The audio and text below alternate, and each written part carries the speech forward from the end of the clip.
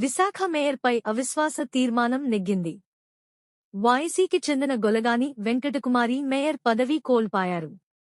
74 ఓట్ల మద్దతుతో మేయర్పై పెట్టిన అవిశ్వాస తీర్మానం నెగ్గినట్లు కలెక్టర్ ప్రకటించడంతో మేయర్ పైన సంబరాలు చేసుకున్నారు. అవిశ్వాస తీర్మానం పెట్టామో అది నెగ్గినందుకు గాను కూటమి నాయకులకు దానికి సహకరించినటువంటి ప్రతి ఒక్కరికి కూడా ఈ సందర్భంగా మేము ధన్యవాదాలు తెలియజేస్తున్నాం. ఈరోజు ఈ విజయాన్ని మేము తెలుగుదేశం పార్టీ జాతీయ అధ్యక్షులు ముఖ్యమంత్రి అయినటువంటి శ్రీ నారా చంద్రబాబు నాయుడు గారికి పుట్టినరోజు కానుక ఇవ్వబోతున్నాం. అయితే ఈ సందర్భంగా మేము మీ ద్వారా ప్రజలందరికీ తెలియజేసేది ఒకటే, ఈ బలపరీక్షలో ఎవరిని కూడా మేము బలవంతం పెట్టలేదు.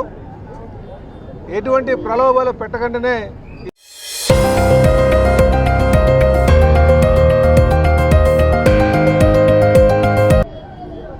మ్యాజిక్ ఫిగర్ దాటి ఒకరిని కూడా మేము తీసుకెళ్ళలేదు. ఎవరైతే స్వతహాగా వస్తారో వాళ్ళనే తీసుకొని మేము వెళ్ళామని చెప్పి ఈ సందర్భంగా తెలియజేస్తున్నాం. అయితే కొంతమంది కూడా అడుగుతున్నారు, ఎందుకు మీకు ఇంకా 8 నెలలు 9 నెలలు ఉంటుండగా ఎందుకు వెళ్ళారని. మేము అడిగే చెప్తున్నాం, ఈ 8 నెలలు 9 నెలలు కూడా చాలా కీలకంగా ఉంటుంది ఈ ప్రాంత అభివృద్ధి కోసం. ఇది కేవలం విశాఖపట్నం అభివృద్ధిని దృష్టిలో పెట్టుకునే ఇటు అడుగులు వేయాల్సి వస్తుందని చెప్పి ఈ సందర్భంగా తెలియజేస్తున్నాను.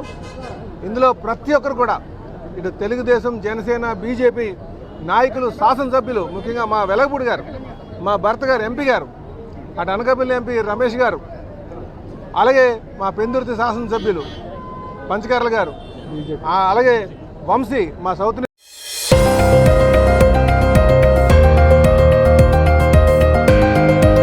అందరూ సమిష్టిగా, మా విష్ణు గారు, గంట, మా భీమిలి నుంచి గంట అన్న గారు, వీరందరూ సమిష్టిగా ఇది చేయడం జరిగింది. మా ఎమ్మెల్సీ అయినటువంటి చిరంజీవి గారు. కనుక మేము మళ్ళీ అందరికీ తెలియజేసేది ఒకటే, మేము ఎవరిని కూడా ప్రలోభ పెట్టలేదు. ఇది కేవలం విశాఖపట్నం అభివృద్ధిని దృష్టిలో పెట్టుకునే మేము ముందుకు వెళ్ళామని చెప్పేసి తెలియజేస్తున్నాం. ఖచ్చితంగా ఈరోజు మరి ఈ స్మార్ట్ సిటీ కాన్సెప్ట్లు కావచ్చు, అనేక అభివృద్ధి కార్యక్రమాలు, ఇది గవర్నమెంట్తో మమేకమైనటువంటి కౌన్సిల్ ఉండాల్సినటువంటి అవసరం ఉంది. దాన్ని దృష్టిలో పెట్టుకొని ఇది మేము చేస్తామని చెప్పి తెలియజేస్తాం. ఈ సందర్భంగా మా సీను వాళ్ళందరినీ కూడా సమీకరించి, మా పీల సీన్ గారు ఫ్లోర్ లీడర్, అందరినీ సమీకరించి మరి చేసినందుకు వీరికి కూడా ఈ సందర్భంగా మేము ధన్యవాదాలు తెలియజేస్తున్నాం. నమస్కారం.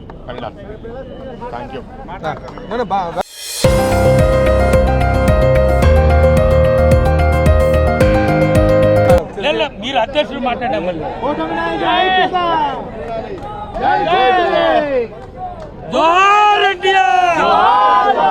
చంద్రబాబు నాయకత్వం, పవన్ కళ్యాణ్ నాయకత్వం, నరేంద్ర మోడీ గారి నాయకత్వం, మన రాష్ట్ర అధ్యక్షుడు పల్లా శ్రీనివాస్ గారి నాయకత్వం,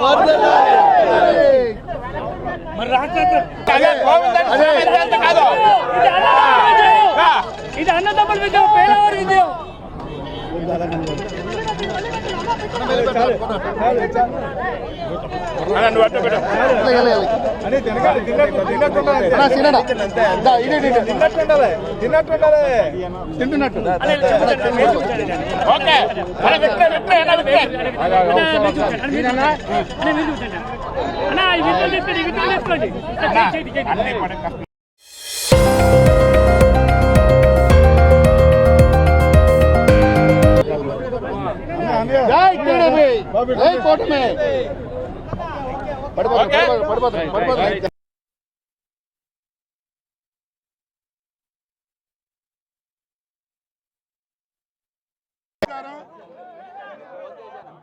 ఏదైతే ఈరోజు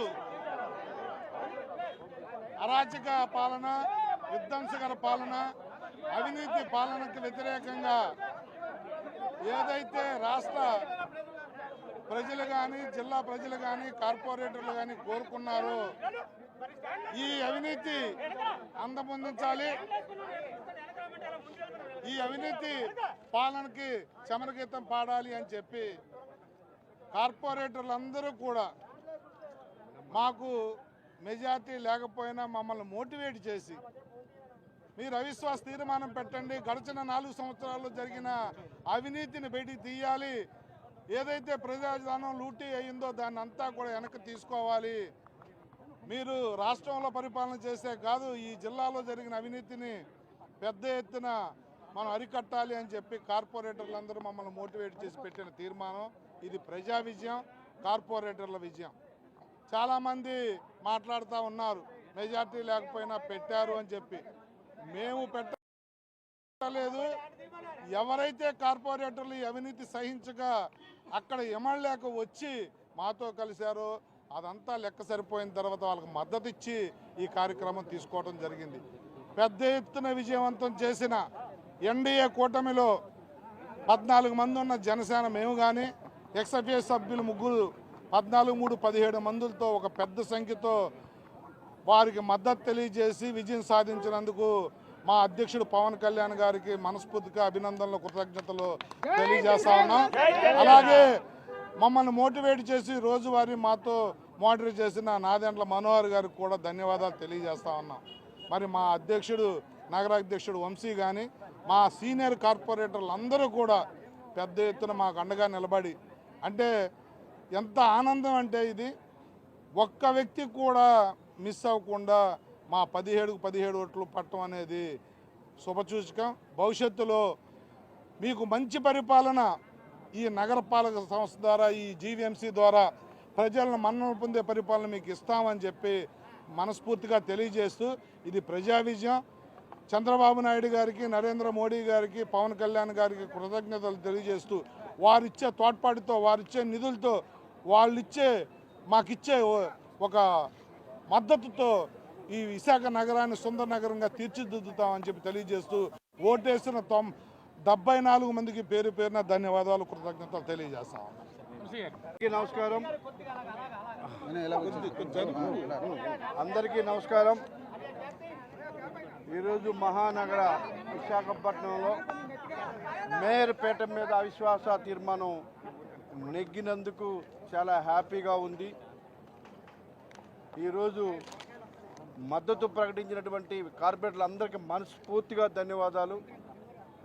దౌర్జన్యం, అక్రమాలకి పెద్ద పీటగా ఒకప్పుడు ఇక్కడ ఉండేది, వాటినన్నింటినీ పక్కన పెట్టి అభివృద్ధి, సంక్షేమం సంపాదన వెళ్తుంది. కాబట్టి ఎన్డీఏ కూటమికి మద్దతు ఇస్తూ వచ్చినటువంటి కార్పొరేటర్లు అందరికీ మనస్ఫూర్తిగా స్వాగతం పలుకుతూ, ఇప్పుడే మా సోదరులు చెప్పారు, పవన్ కళ్యాణ్ గారికి ప్రత్యేకంగా ధన్యవాదాలు. మాకు డైరెక్షన్ ఇస్తూ ఇవాళ ఈ విజయంలో కీలక పాత్ర పోషించేందుకు 17 మంది వచ్చి ఇవాళ మద్దతు తెలిపినందుకు, అలాగే చంద్రబాబు నాయుడు గారికి, అలాగే మా మనోహర్ గారికి ప్రత్యేకమైన మాకు డైరెక్షన్ ఇచ్చి ఇలాగా ముందుకు సాగడానికి మాకు అవకాశం ఇచ్చారు. కాబట్టి వాళ్ళకి ప్రత్యేకంగా ధన్యవాదాలు తెలియజేస్తూ ఉన్నాం. గతంలో మేము చెప్పాం, దౌర్జన్యాలతో పరిపాలన సాగితే ఏ రోజైనా సరే ఇంట్లో కూర్చోవాలని. ఇక్కడ గతంలో ఇదే ప్లేస్లో కూడా మనం శబ్దం చేయడం జరిగింది. ఇవాళ పాపం పండిన రోజు ఎవరు కూడా అతిథులు కాదు. నేను నిన్న కూడా చెప్పా, మొన్న కూడా రోజు చెప్తా ఉన్నాం, ప్రజా తిరుగుబాటు ఉంది. ప్రజలకి మద్దతు ఉన్న చోట మనం ఒక అడుగు వెనకేయాలి తప్ప మేము ఎలాగైనా మూర్ఖంగా పరిపాలిస్తామంటే ఇలాంటి పరిస్థితులు వస్తాయి. ప్రజలు ఎన్డీఏ కూటమికి అఖండ విజయాన్ని అందించారు. దాన్ని దృష్టిలో పెట్టుకుని అందరూ కూడా రిజైన్ చేయాలి. మమ్మల్ని చీకొట్టారు ప్రజలు, మా పరిపాలన వద్దనుకున్నారు, జగన్మోహన్ రెడ్డి గారిని వద్దనుకున్నారు. జగన్మోహన్ రెడ్డి గారి పరిపాలన బాగలేదు కాబట్టి మమ్మల్ని చీకొట్టారు కాబట్టి అని చెప్పేసి స్వచ్ఛందంగా రిజైన్ చేయమని చెప్పేసి అడిగాం. ఎవరు ఇంట్లో మరి ఇలాంటి పరిస్థితి వస్తుంది. ప్రజల పరిపాలనకి వ్యతిరేకంగా ఎవరున్నా కూడా ఇలాంటి పరిపాలన వస్తుందని చెప్పేసి కూడా తెలియజేస్తాను. అతి త్వరలోనే అద్భుతమైన పరిపాలన విశాఖ అభివృద్ధిని మీరు చూడబోతూ ఉన్నారు. విశాఖపట్నం అభివృద్ధి ధ్యేయంగా ఎన్డీఏ నాయకులందరూ పనిచేస్తూ ఉన్నారు. ముఖ్యంగా ఈ ఎపిసోడ్లో కష్టపడిన ప్రతి ఒక్కరికి, ఎమ్మెల్యేలకి, ఎంపీలకి, మినిస్టర్ అందరికి కూడా మనస్ఫూర్తిగా ధన్యవాదాలు తెలియజేస్తున్నాం. నాతో పాటు నడిచినట్టు మా ప్రెసిడెంట్ గారు రమేష్ గారితో పాటు కొంతాల గారు, విజయ్ గారు, అందరూ ఎమ్మెల్యేలు, మా కార్పొరేటర్ అందరూ కూడా ప్రత్యేకంగా ధన్యవాదాలు తెలియజేస్తూ ఉన్నాం. ఒక యూనిట్ మీద వచ్చి ఇవాళ ఇంత విజయం సాధించినందుకు చాలా హ్యాపీగా ఉంది. నాకైతే ప్రత్యేకంగా చాలా హ్యాపీగా ఉంది. ఇక్కడే ఒకప్పుడు మేము పోగొట్టుకున్న చోట గెలుచుకోవాలనుకున్న విధంగా ఇవాళ నాకైతే చాలా హ్యాపీగా ఉంది. మద్దతు ఇచ్చిన ప్రతి ఒక్కరికి మనస్ఫూర్తిగా హార్ట్ఫుల్ కంగ్రాచులేషన్స్, వాళ్ళకి ధన్యవాదాలు కూడా తెలియజేస్తా ఉన్నాం. భవిష్యత్తులో ఒక పక్క సంక్షేమం, ఒక అభివృద్ధి ధ్యేయంగా విశాఖపట్నాన్ని ఒక అద్భుతమైన ప్రపంచంలో ఒక అద్భుతమైన సిటీగా చూడడానికి ఇది ఒక మంచి అవకాశంగా మేము భావిస్తూ అతి త్వరలోనే మంచి పరిపాలన చూస్తారు విశాఖపట్నం ప్రజలు తెలియజేస్తాం. మీరు పార్టీ మారినప్పుడే ఒక మాట అన్నారు, ఖచ్చితంగా మేయర్ పీఠాన్ని చేజిక్కించుకుంటే మొత్తం అందరూ కూడా వైసీపీ నుంచి మా పార్టీలోకి వస్తాను అంటే అప్పటి నుంచే ఉందా ఈ వ్యూహం అంతా? అప్పటిదాకా కూడా అవసరం లేదు. ఆ రోజు కానీ మా నాయకులు కానీ పర్మిషన్ ఇచ్చుంటే ఆ రోజు అయిపోయేది. ఉన్నోళ్ళు కూడా వదలమని చెప్పిన పాస్పోర్ట్ ఇచ్చామని అందరూ కూడా ఈ పార్టీలోకి రావడానికి సిద్ధంగా ఉన్నారు. అందులో మాకు నెక్స్ట్ గెలిచే వాళ్ళు ఎవరు, మంచి వాళ్ళు ఎవరు చూసుకొని తీసుకున్నాం తప్ప ఎవరిని పడితే వాళ్ళు తీసుకోలేని విషయం కూడా మీరు గుర్తుపెట్టుకోవాలి. అవకాశం ఉన్న ప్రతి ఒక్కరికి కూడా ఎన్డీఏ కూటమిలో ఏ పార్టీ నచ్చితే ఆ పార్టీలోకి వెళ్ళమని చెప్పాం. స్వచ్ఛందంగా వాళ్ళు వచ్చారు. ఇంకా పాస్పోర్ట్లు వదిలేస్తే వాళ్ళందరూ రావడానికి సిద్ధంగా ఉన్నారు.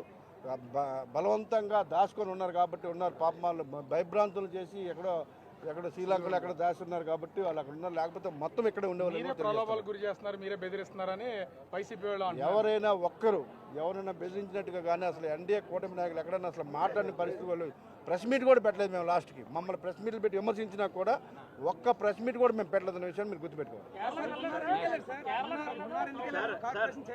కొంతమంది ఎవరన్నా విహారయాత్రకు ఎవరైనా ఎల్లుండొచ్చు కానీ మేమైతే మాత్రం ఎక్కడికి వెళ్ళలేదు. మా కార్పొరేట్లు అందరూ ఇక్కడే ఉన్నారు. కావాలంటే మీరు చెక్ చేసుకోండి. మొత్తం ప్రజెంట్ అయ్యారు. అద్భుతమైన విజయాన్ని అందుకున్నాం. ఎటువంటి ఇబ్బందులు లేవు. మీకు కూడా బాగుంటుంది, హ్యాపీగా ఉండండి. అది మా నాయకులు కూర్చొని పవన్ కళ్యాణ్ గారు, చంద్రబాబు నాయుడు గారు కూర్చొని ఆ క్యాండిడేట్ని డిసైడ్ చేస్తారు. మీరందరూ కూడా చూస్తారు. దానికి ఒక సిస్టమ్ ఉంది, ప్రోటోకాల్ ఉంది. ఆ ప్రోటోకాల్ సిస్టమ్ ప్రకారం వెళ్తుంది.